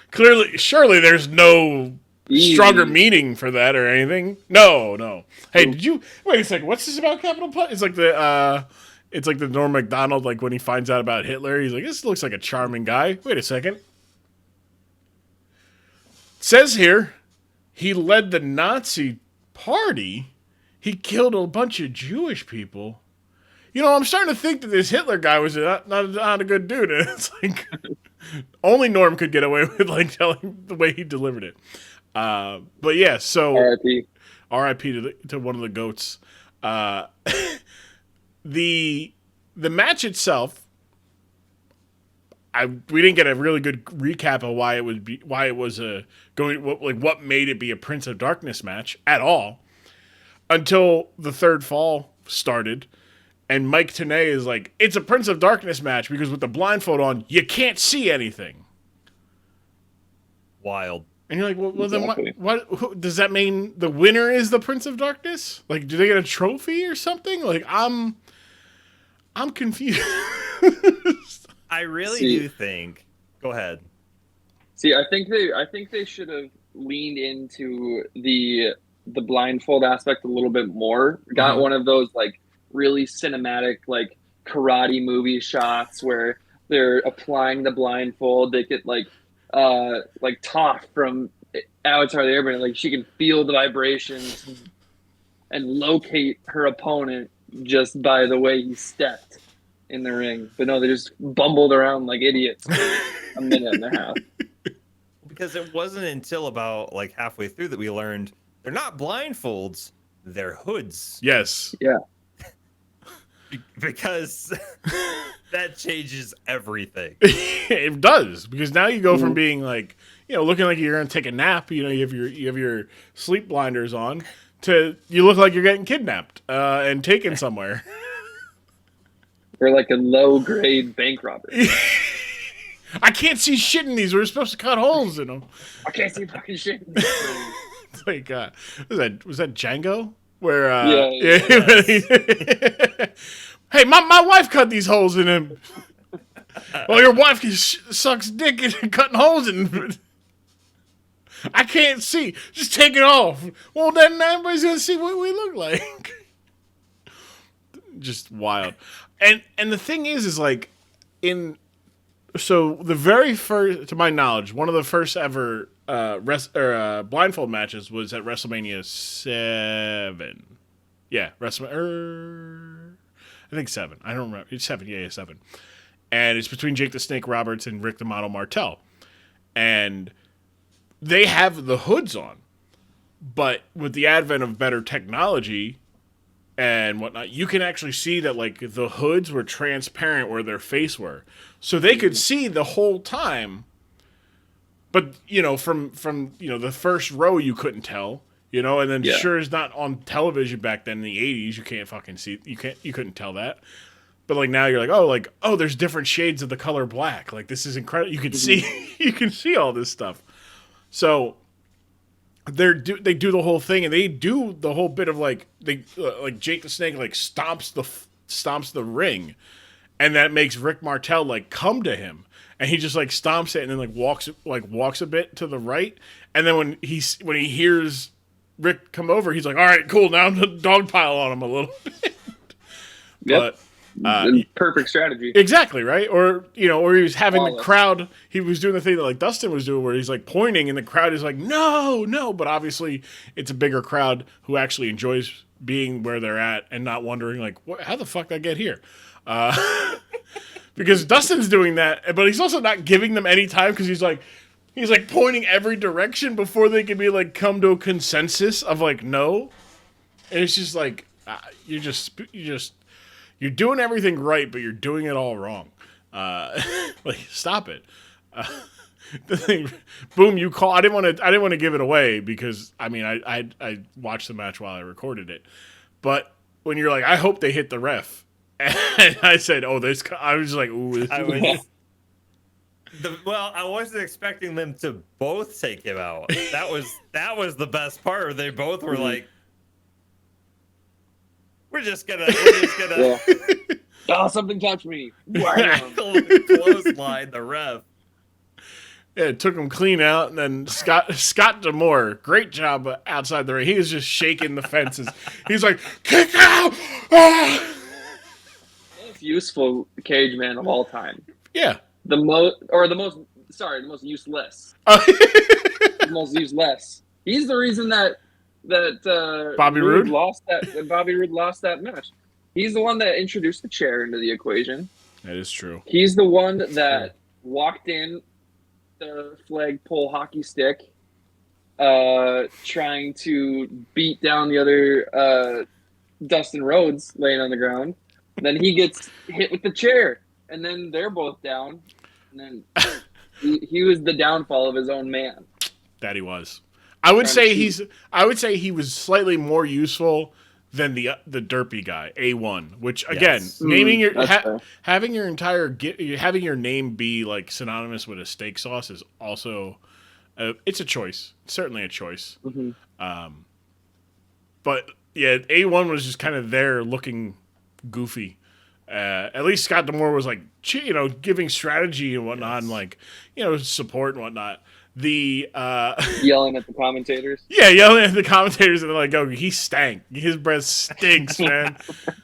Which is such a like an absolute like incredible insult. Like that's how you get that's how you get somebody to think like in their own head. You're like, "Dude, your breath stinks," and you're like, "No, it doesn't." I brushed my teeth this morning. Right. Oh no! Like, you had garlic for lunch. And then it's just, and they're like, he's like Don West. He's like, oh God, I could smell his breath. It was so bad. He really needs. It's just like, one part of me is like, call the match, but also part of me is keep telling me about his stinky breath. Yeah. Like, what did it smell like? It was far more entertaining. Yeah, what like? Tell me, give me details. What do you get notes of? Yeah, like be like Remy from Ratatouille, where you're like, exactly. Where it just focuses on Don West as everything around him goes black, and there's like, he's like, I got sense of salmon, I got sense of arugula, I got a sense of some Gouda cheese, but then horseradish for some reason, and it's like, ugh. Like a good sandwich. I'm hungry. Sorry, Corn. No eating after 10. I'm sorry. Yeah. Listen to my doctor. Sleep for dinner tonight. Yeah. Listen to my doctor. It's called intermittent fasting. There you go. Yeah.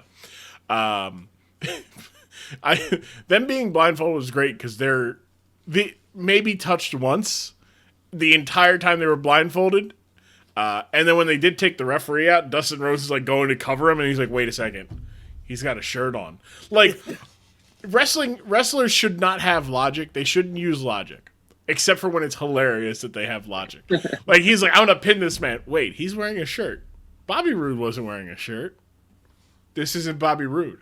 Ah, fuck, this is the ref. Like, he's like, ah, shit. And then Bobby did the exact same thing with Dustin, but it was different because he's wearing a shirt. The realization was like, wait, this is a fat man. You can watch him. He like peels him up. He's like, wait a second, hold on. I know these boobies. These are the boobies of my manager. What happened here? And then, fucking Dustin Rhodes gets the chair. They just back up to each other. They bump, and as Dustin turns around, just fucking smokes him with the steel chair for the 1, 2, 3. Demolishes. Can we talk about how the chair ends up in the ring real quick? Yeah. That was quite a throw. It was. The fact that he did not hit a blindfolded man is what I was like worried about. I'm like, if you're gonna throw that in there, great. Second of all, you hit no one. Like, and they were not in the way. That was wild to me. Well, that reminds me of the Royal Rumble when Bobby Lashley eliminated Brock Lesnar. Brock Lesnar just started going improv and was like destroying everything. And he takes the cover off of the announce desk that is like the branding thing and whatnot, and he just fucking lawn darts it across the ring, and Bobby turns around as it goes past him, and he's like, "What the fuck was that? Like, he just throw that shit at me?" And he's like, he definitely did not mean to throw that shit at me. No, he didn't. He better not. But then again, it's Brock Lesnar. Are you going to tell him that he shouldn't have done that?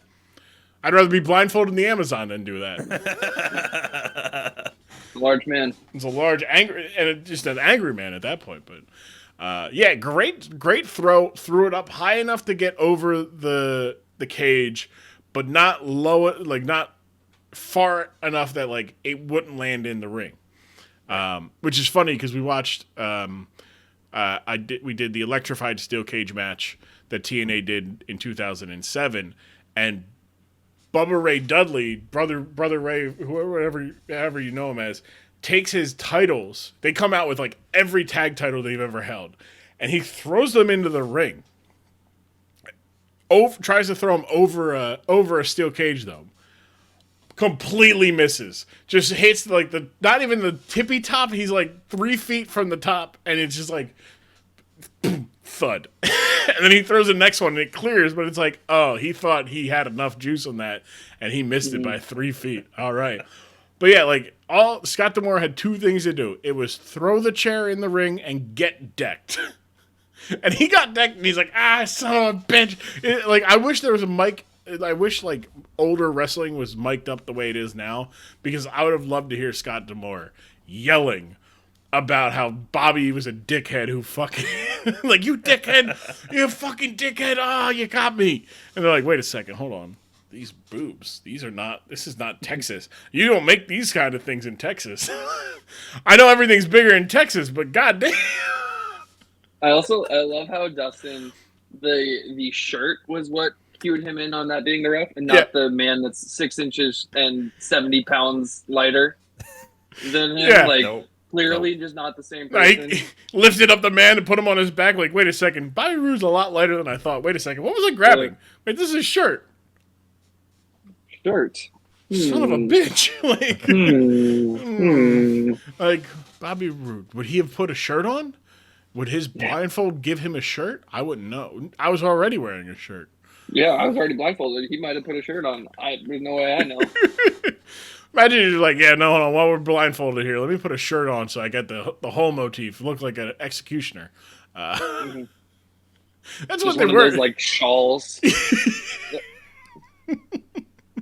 Just covers the shoulders. What I want to know is those are hoods, right? There's executioner hoods, right? I think so.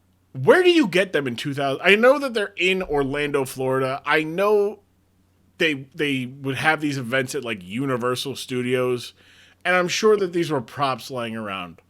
But I'm going to be honest. I don't know where you're realistically getting executioner hoods in 2005.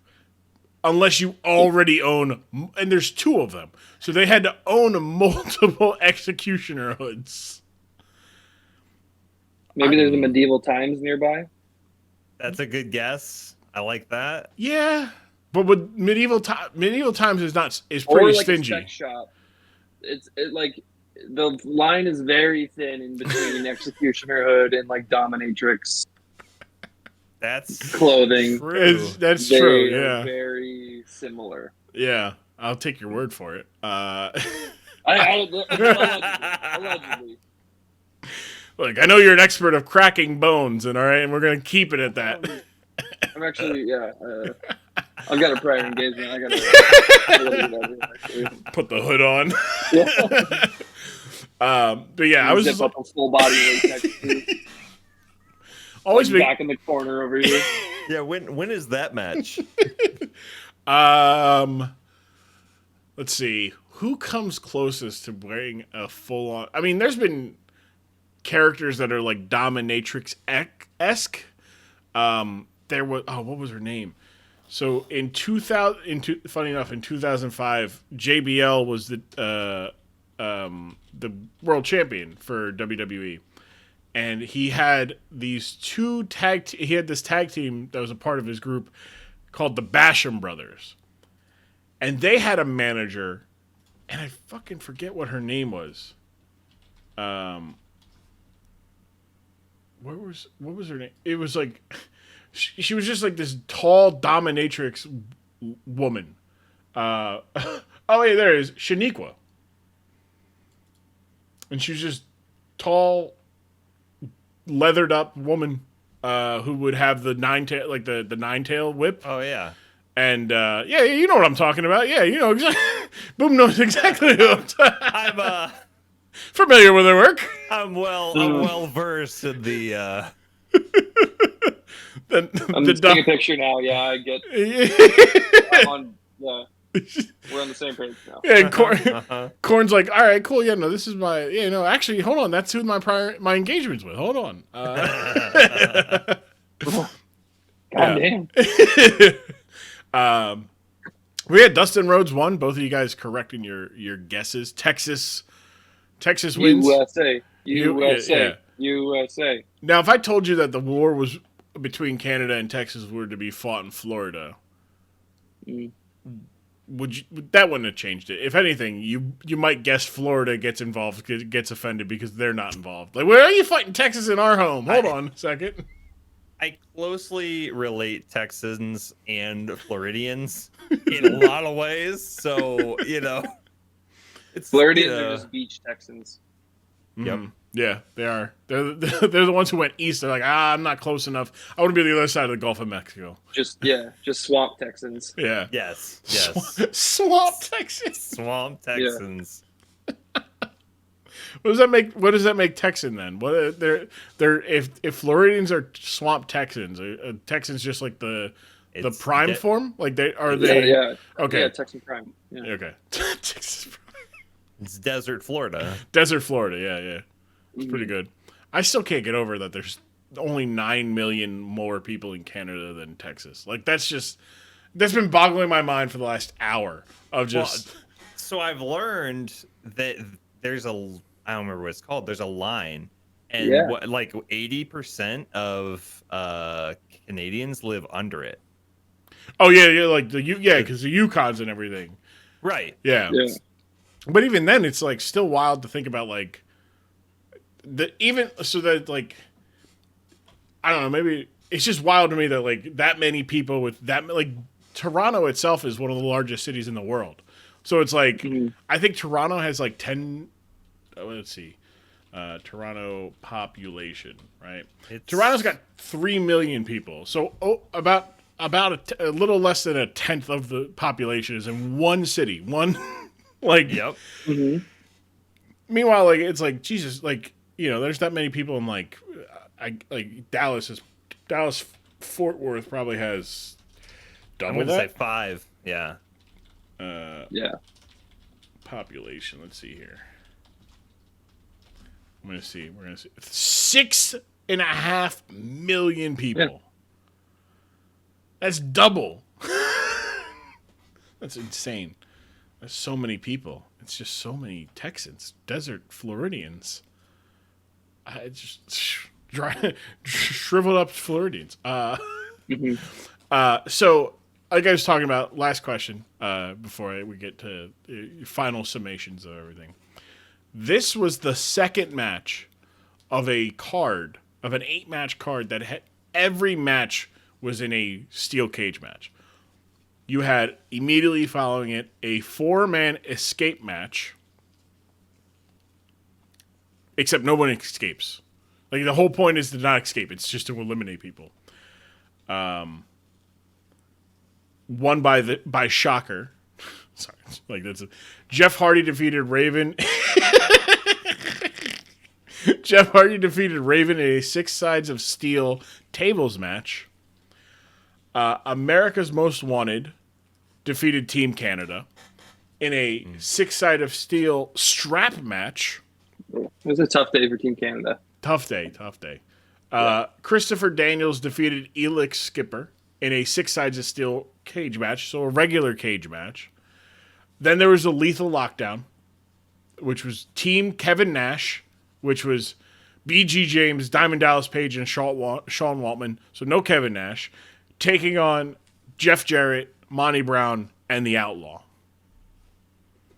The Outlaw is a wild... I'm trying to remember who... Oh, it was Billy Gunn. That's right. Okay. And then in the main event was a standard 6 sides of steel match for the NWA World title between... The winner would win a title shot the following month. So not even for the title. They're just fighting for a shot at the title. What do you think the reception to this first ever every match in a cage match pay-per-view was? Gonna say not great. I'm gonna go very poor. Okay. Well, first, a total of 775 people attended the event. That many? Packed house. Yeah, packed house. It was rated a 6 out of 10. Let's see. I'm trying to find where... Okay, here we go. He gave the lowest ranking to the... So Wade Keller, the Pro Wrestling Torch, so like one of the more noted like critics and whatnot, gave the lowest ranking to the Prince of Darkness match at a 4th of a star. Oh. That's fair. Let's see. I want to see if there's anything else talking about the Prince of Darkness match. No. Okay. So it's generally like it's not horrible, but it's definitely not good. Just TNA released a DVD counting down the top 50 moments in their history in 2007, and Lockdown was the first all steel cage match pay-per-view listed at 23. Like they're like, yeah, of the 50 things in our 5-year history that is great, this is right in the middle. We're celebrating this, but not too much. Like it's just absolute. Like, do you think a 4th of a star is a fair rating for the Prince of Darkness match? I was gonna give it a 5th. Oh, okay. So that's less then. So Right. Yeah. The math. I had to do the math real quick. I was like, wait, is a 4th is more than a 5th? Yeah. Yeah, Mhm. Not good. It was okay. A 5th of a star though. Well, stars have 5 points, so that just So you're just taking the one. Okay. I'm just giving it just the one. I should say it was a 4th. Is a 4th of a star out of 5 stars. 5 stars is Okay. out of total, and he said I'm gonna give it a 4th of a star. of 1 star. Mhm. Okay. In that case, I'd give it 1 star. Okay. So all right. So okay. 1 full star. 1 full star. I Corn. don't know. See, you've just given me more ammunition for my pro wrestling sucks take that I'm going to be trotting out every time I am invited back to your podcast. Obviously, yeah. I will gladly bring you back too. Yeah. Yeah. No, it stunk. Like everything from like the quick fall right away that was like maybe not a fall, then the subsequent like 5 falls after that were that basically the same fall, but no, those weren't 3. Those were just 2. And then the weird like he's getting choked out. I'm gonna raise his hand. Oh, his hand falls. His hand falls. 3rd time. Oh, I got it. Yeah, they choked out of me, but got my arm. Yeah, that was always the one thing that made me, like, growing up, I'm like, that's weird. Why are they dropping it 3 times? Like, to make sure he's not dead. It's like, why not do it after 1, you know? And then naturally, MMA becomes more popular and more mainstream, and then you're like, they just do 1, and if it falls once, they're like, all right, he's dead. Like quick. You know, and they're like, like, wrestling is like, fuck, we got to change it up. Like, we're the suspension of disbelief. We got to fix it. So, no. Wrestling does not stink, does not suck, Cornman. Look here. If I find your maze, It might suck. It sucks sometimes. No, this was objectively a bad match. It was not a good match. It was a fun match in the sense of, how bad can this get? And it got bad. It got really bad. But also, the referee grabbed both of them and got immediately clocked. So, well, if you find yourself creating a wrestling match and saying to yourself, well, we're going to put it inside a steel cage, stop there. Don't continue to say, okay, but what if, hear me out, both guys are blindfolded. The only way they could have topped that, blindfold the ref as well. Ooh. Like, right? Coming around. Yeah. If everybody's blindfolded, yeah. Yeah, then, you know, what's the... How would, if you were, all right, so if you were the referee, are you just going to constantly stay like this just in case you hear somebody, like, do you just go like 1, 2, he kicked out and he's like, I'm just still, like he literally is dead. He got shot. He's bleeding out. I didn't hear. I mean, to call it a death match and there be very little death. I mean, there's, you know, like... I want to know. There's just a lot riding on this match that they did not own up to. No. Mm-hmm. I want to know which came first, the concept of the match or the name of the match. Definitely the name. Definitely. So they're like, all right, we'll do Prince of Darkness match. Okay, well, what does that entail? I don't know. Turn the lights off. So we're gonna blindfold the wrestlers for the whole match. No, until they hit 3 falls, but no one's counting, so they're gonna end up there anyways. So it's just the fact they did this again. I want to reiterate this. They had another blindfolded cage match at a lockdown pay-per-view just 2 years after this one. It's not.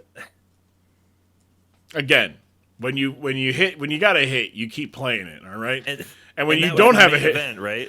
No, that was like the 3rd match. I think the blindfold match got a better billing. It moved down the card. It moved up the card. You know? Here, let me see. It was the 6th match of the night. On an 8-match card, it was 6. Well, that's up there. It was a 6 sides of steel blindfold match that went on for 10 minutes. So wait, did they just start out blindfolded? Really, really bad. No, they were both blindfolded. But that match they started out blindfolded? Yes, yeah. Yikes. And they wrestled for almost 10 minutes. That's like we're talking about with bits earlier. There's a bit that's funny. Yep. And then there's a long period of time in the middle where that bit is not funny. But if you push through that, if you just by pure force of will, push through the unfunny part of that bit, you will get back to a funny bit. Correct. It'll happen. It's going to take a lot of bad fiddle time. Yeah, you can't get discouraged. They should have kept. That should have been an annual event. Is who's going to be in the 6 sides of steel blindfold match? And you just lean into it instead of being like, oh, that's a bad idea. Like, no. Just go. Keep doing it. Hone your craft. Yeah. This is wild. Corn, final thoughts Anything that we did not cover that you wanted to bring up from the match, or anything on the Dork side of the ring today? No, I don't. Just I'm further embedded in my pro wrestling sucks take. You can at me about it. Once you figure out to show you where you can do that. Yeah, once you figure out how to spell Zach Cornelius, yes. Yeah. And yeah, no, I mean, it was a pleasure being here, meeting Boom, getting back on Dork side. It was a lot of fun. So thank you for having me again. Absolutely. Yeah. Amateur wrestling supremacy. Yeah. Maybe. I mean, there have been some really good amateur wrestlers that turned pro. Kurt, Brock, Shelton Benjamin, Dolph Ziggler, a couple other ones, I'm sure. The Steiner brothers, Michigan greats. Yeah, so there's been a good bit. Dr. Death, Steve Williams. Yeah, no, but yeah, that's it. No one else. No other good amateur wrestlers. Amateur wrestlers, boo, stinky. Bad athletes, notoriously bad athletes. Bad hitting, stiff hips, no oily hips among them. Boom. What about you? Anything that we did not mention that you would like to about the match, or anything else on the Dork side today? It's been 16 years, so I'm waiting for blindfold matches to come back around. That's true. There was an eye for an eye match, but it wasn't a blindfold match. It was a match where to win you had to remove the eye from your opponent. Hell yeah, that's metal. Yeah. Well, there's still hope. There's still hope for this gambit, maybe. They really do. I'm gonna do a quick Google here to see if there's been any more blindfold match, because I don't think there have, and I'm with you. I think the time has come for the return of it. Events with blindfold matches, the category on Fandom. WrestleMania 7, October 7th, 2002. July 27th, Monday Night Raw. January 20th, 2012. November 20th, 2006. And No Way Out 2004. That's just in WWE. What? Oh, wait, no, sorry. There is one. WEW Nude War Games.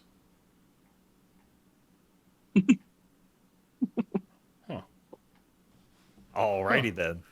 Huh. I know what my next episode on Dark Side of the Ring.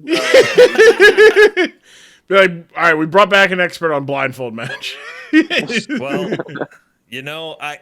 I'm gonna call it now. When they turn the Royal Rumble into a 30-man blindfold match, I think we could probably get Cornman to come watch at that point. You think? I think when so. When they turn the Royal Rumble into a full 30-man blindfold match, will you full watch blindfold? With us? Yeah, absolutely. I will. All right, perfect. I'm seeing most of these blindfold matches rightfully are ending within like 2 minutes, which is good. What's this one in 2004 though? No, I want results, please. I want the results.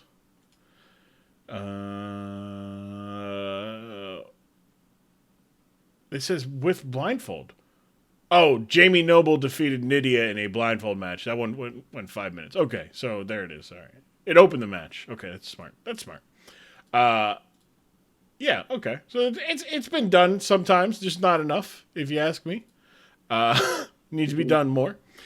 But thank you guys for coming on. Boom! If you would like to, one more time, plug your stuff, where people can find you, what you got working on, what you got coming up, and anything, really. Floor is yours. Yeah. Like I said, April and May is St. Jude season for us, so we will continue raising money for the kids. You can go to boomdachick.com at the top of our link tree. You can donate to the kids and help support us there. And then just stay on that link tree and you literally find all of our stuff for our podcast, Something Unexpected. So yeah, that is Boomdachick, BOOMDACHIK.com. Yep. And that'll have all your links there. I was on Something Unexpected back in January. No, not January. Maybe October. October.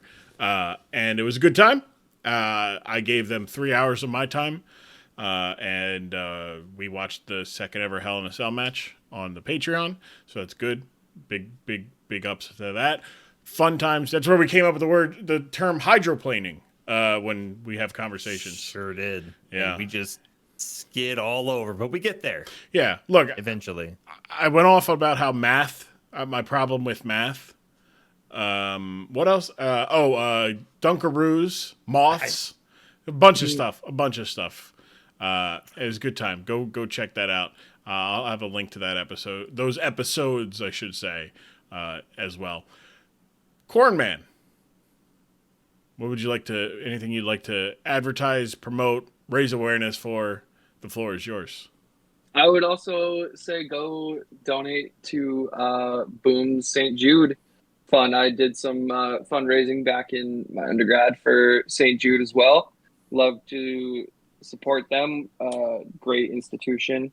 And have fun going to St. Jude next week. Boom. That'll be an awesome experience. Yeah, that's I didn't come prepped with my own. Also, if you want to support another association that does great things, the Muscular Dystrophy Association, another great one, supporting kids with muscular dystrophy and muscular dystrophy research, sending kids with muscular dystrophy to summer camp. They do a lot of great things as well. So go ahead and check them out. I've done some work with them in the past. Hey, anything to help kids, anything to help the children's is always good. Boom's gonna be listening to this episode. He's gonna be on a bus going to St. Jude's. He's gonna be like, "Yeah, that's me. I'm on a podcast." Yeah, it's called Dork Side of the Ring. Yeah, it's about wrestling, but it's cool. It's not all about wrestling. It's cool. You should check it out. Here, give me your phone. You don't mind if I throw it on the aux, actually? Gets thrown off the bus to St. Jude's because he's hijacking the aux cord to play this. I'm flying, so I'm just going to not wear my headphones. There you go. I'm just going to have it playing there. Isn't there like a bus to or is it just you just drive there individually? I thought that there was like I'm flying. No, I know you fly like to the place too, but like to get from to get from where you're staying. Buses to the campus. Sure. Yeah. That's what I was. That's what the creators. Yeah. I do that for you. I'll listen to the Dork Side of the Ring. Absolutely. Yeah. Do you know about this? The Dork Side of the Ring at Dork Side Ring on Twitter and Instagram. Dork Side of the Ring on TikTok and YouTube. Yeah, it's cool. It's great. Yeah, 5-star review on Apple and Spotify. Yeah, cool. Thanks. Yeah. And remember, listeners, if you want free chiropractic care, there's a cornfield in Nebraska at 1111 North Main at the corner of Southeast and 500 West. You have to get through the corn maze, but if you find Cornman in the corn maze, he'll give you a discount on your chiropractic care. Now, be careful you don't go to 1112 because that's a proctologist. That's the proctologist. Yeah. But hope you get there first so you don't walk in on anybody. It's kind of it's an if open door policy.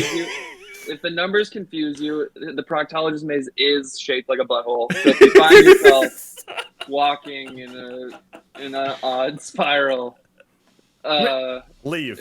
You turn back around, retrace your steps. You're like, man, this is a voluptuous corn maze. I feel very thick. Yeah. Wait a second. Why are the walls closing in on me? I just feel like I'm going in a sphincter. I don't know. It's weird. Thank you guys for coming on. I appreciate it. Great times, great laughs, and it was a pleasure to have you guys on. Thank you guys. Can't wait till you guys come back. Absolutely. Let's do it. Thank you, Boomdabah. Thank you, Cornman. Again, go check them out, especially Boom, what him, Musy, Dreve, all the great people, Music Show, doing it at the Team GG to raise money for St. Jude this year. bit.ly/St. Jude 2023 or boomtochick.com. Links are in the description below. I appreciate that. I had to sneeze, so there was a little jump there. That's why if you're on YouTube and you're like, wait a second. Anyways, thank you to those two, to Boom, to Corn for coming on. Thank you to the people listening. I appreciate it. Thank you so much. Leave a like and subscribe on YouTube, Dork Side of the Ring.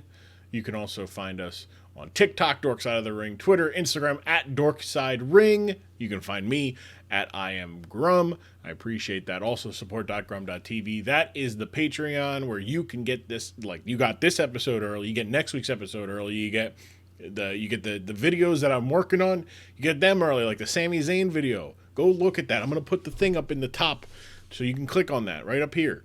On the YouTube, the Sami Zayn video. The hero he didn't know he needed. It was a good thing. I loved it. I can't wait to do another one like that. Next week, though. Next week I was between two things, I'm going to be honest. The one thing I was going to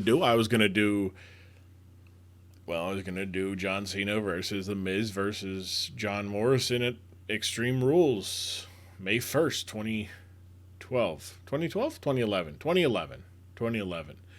And I didn't, because that's actually a very funny... Well, I was going to do it, and I was like, man, the whole idea about it is what happens after the match, right? It's not necessarily the match, if you're wondering, and if you might know what I'm talking about, but it happens to be John Cena informed an entire crowd of WWE fans that Osama bin Laden had been caught and compromised to a permanent end. Wild. I thought about doing that. And then I said, whoa. May 1st is actually the Big Boss Man's the former Ray Trailer, the late Ray Trailer, Big Bubba, the Guardian Angel. I forget what else. I think that's all of his gimmicks. It's his birthday. It would have been his birthday had he not passed. But for that reason, I decided, hey, I got this topic I wanted to have on and talk about a little bit. But it had to be the right guess, because it was the Big Boss Man versus the Mountie, right? American police versus Canadian police. And I said, I really need to get an American and a Canadian. And then I was looking through the Rolodexes and I found two that were perfect. Coming back next week, we got Big Wheezy himself, Wheezy XL, making appearance number 4. Tying Jim Jam for the most appearances on the main feed, and Cheese Whiz making his return number 3. We're going to be talking about Big Boss Man versus the Mountie. I believe it's SummerSlam 1990. SummerSlam 1990? I think it's SummerSlam 1990. Let me go. You know what? I keep hitting this thing. I'm going to go check that, and then I'll be right back.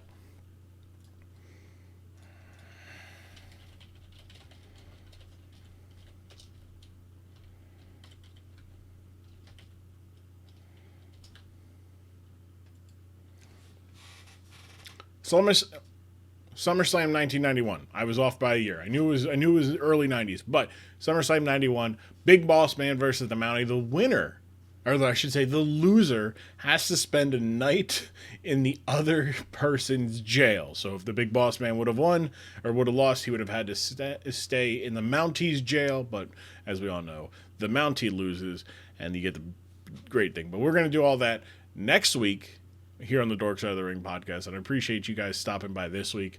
I'll see you guys next week. Fun stuff coming along. Check the TikToks, the Twitters, the Insta, all the stuffs, all the socials. I just said them. Support.grumm.tv. You're going to get all those things early and exclusive. I appreciate it. And I got some big guests coming down the way. I got some big guests, some returning big guests, some new guests. I'm very excited. I can't wait. I look very forward to it. I'm reaching out to people. I'm reaching out. You know, the Dusty Rhodes. My hand's touching your hand, baby. My hand, baby, is touching your hand. Tell a man a computer took your job. I appreciate it, but we're not doing it. Don't worry about that here, baby, because your job is to just sit back and not take wrestling seriously, because wrestling is at its best when no one is taking it seriously. I am Grumm. I will see you guys here next week on the Dork Side of the Ring podcast.